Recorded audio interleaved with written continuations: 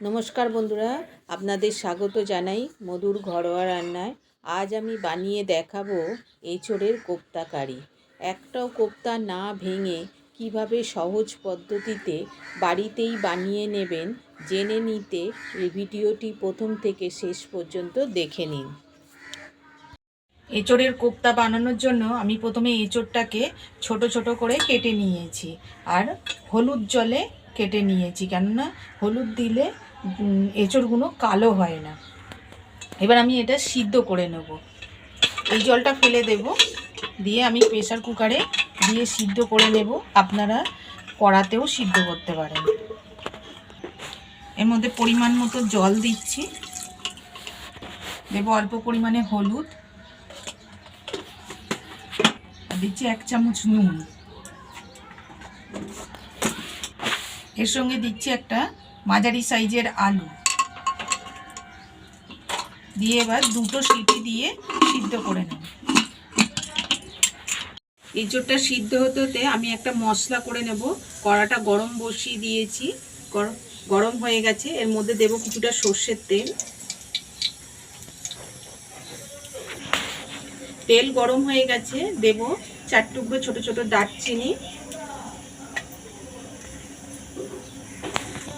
5-6টা লবঙ্গ, দিচ্ছি 3টে ছোট এলাচ। যখন গরম মশলাটা দিয়ে ভালো গন্ধ বেরোবে, এবার দেব একটা মাঝারি সাইজের এরকম ছোট ছোট টুকরো করে নিয়েছি পেঁয়াজ। এটা ভেজে নেব।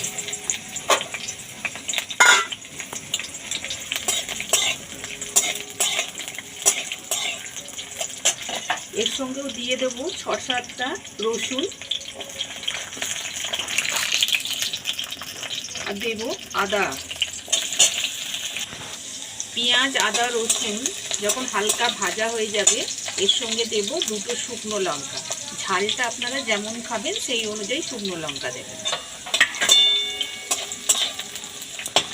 আর একটা মাঝারি সাইজের টমেটো কুচি। এগুলো সব একসঙ্গে একটু হালকা করে ভেজে নেব। আর এতে আমি দেব 1 চামচ গোটা জিরে, দিয়ে দেবো 1 মুঠো চীনাবাদাম খোলা ছাড়ানো,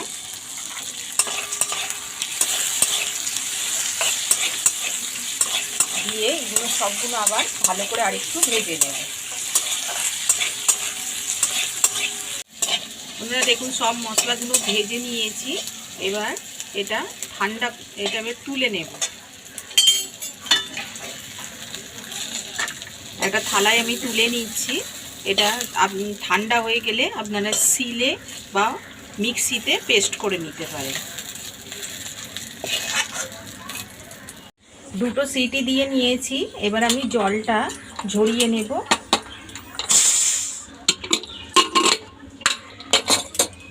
আপনাদের তুলে দেখাচ্ছি একটা, দেখুন আলুও সিদ্ধ হয়ে গেছে, কেটে বেরিয়ে এসছে, দেখছেন সিদ্ধ হয়ে গেছে। এবার আমি এটা জল ঝরিয়ে নেব। একটা ফুটো থালা নিয়েছি।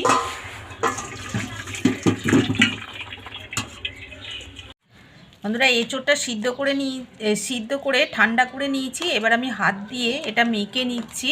আলুটাও এর সঙ্গে মেখে নেব। সিদ্ধ করা এঁচোড় আর আলুটা খুব ভালো করে দেখুন মিহি করে মেখে নিয়েছি। এবার এর মধ্যে আমি কিছু মশলা দেব।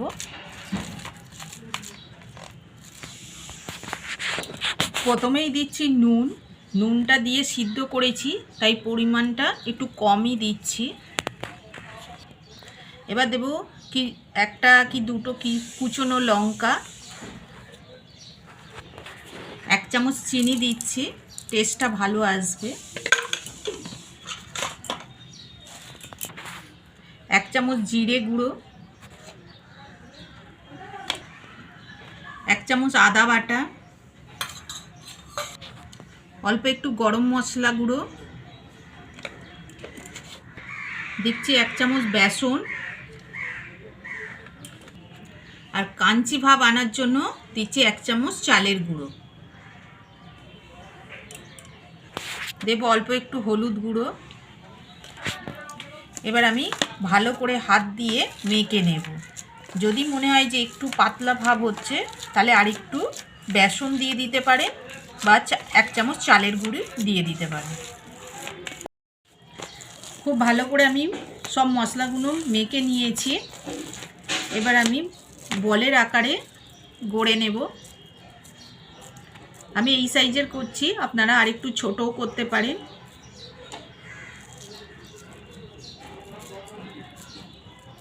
বা এইভাবে গোল না করে হাতের সাহায্যে এরকম একটু চ্যাপ্টা ভাবও করতে পারেন। এইভাবে যেভাবে ইচ্ছা আপনারা সেইভাবে করতে পারেন।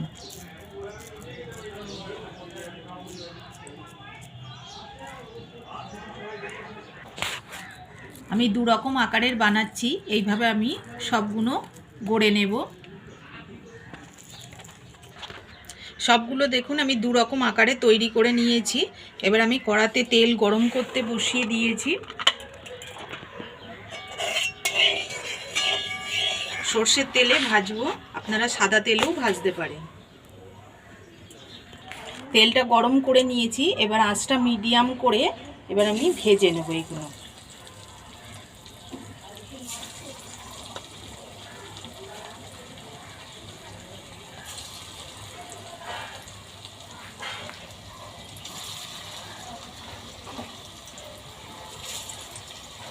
বন্ধুরা মিডিয়াম আঁচ করে কোপ্তাগুলো ভালো করে উল্টে পাল্টে লাল করে ভেজে নিয়েছি। এবার আমি তুলে নিচ্ছি।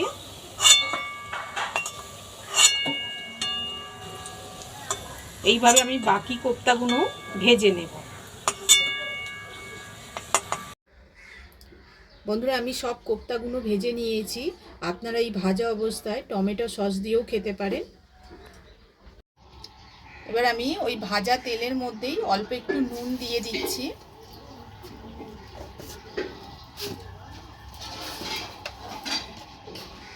আর দেব পরিমাণ মতন হলুদ।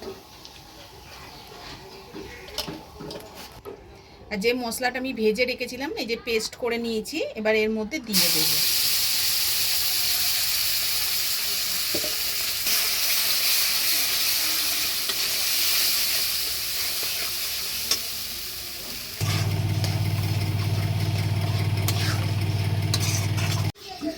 এর মধ্যে মশলা ধোয়া জলটাও দিয়ে দিয়েছি। এবার একটু কষিয়ে নেব।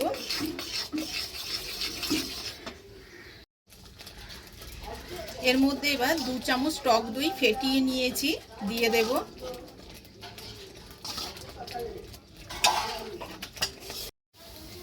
দেখুন মশলাটা কষা হয়ে গেছে আর পুরো তেল ছেড়ে দিয়েছে। এবার আমি গ্রেভি বানানোর জন্য পরিমাণ মতো জল দেব।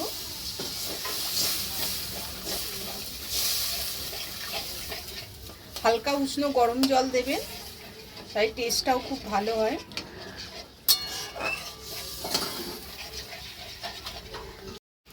গ্রেভিটা ফুটে গেছে, এবার আমি এর মধ্যে ভাজাগুলো দিয়ে দেব।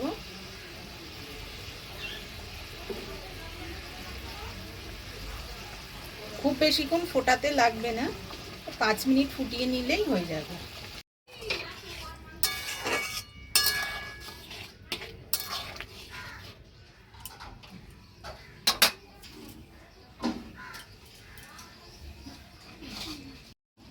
আর এর ওপর দিয়ে 1 চামচ চিনি দিয়ে দিলাম। আপনারা যদি একটু মিষ্টি খেতে চান আর একটু দিয়ে দেবেন। এবার এর ওপর দিয়ে একটু ঘি দিয়ে দেব।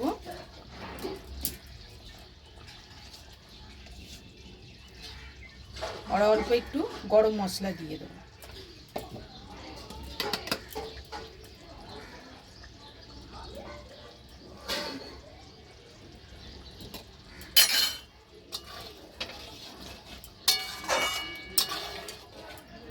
একটু নেড়ে দিয়ে বন্ধ করে 2 মিনিট রেখে দেব রেস্টে। 2 মিনিট পর বন্ধুরা তুলে দেখাচ্ছি আপনাদের। দেখুন কত সুন্দর হয়েছে। এইভাবে করবেন, একটু ভাঙবেও না, কিচ্ছু না, আর সুস্বাদু হয়, দারুণ। বাড়িতে অবশ্যই একবার করে খাবেন।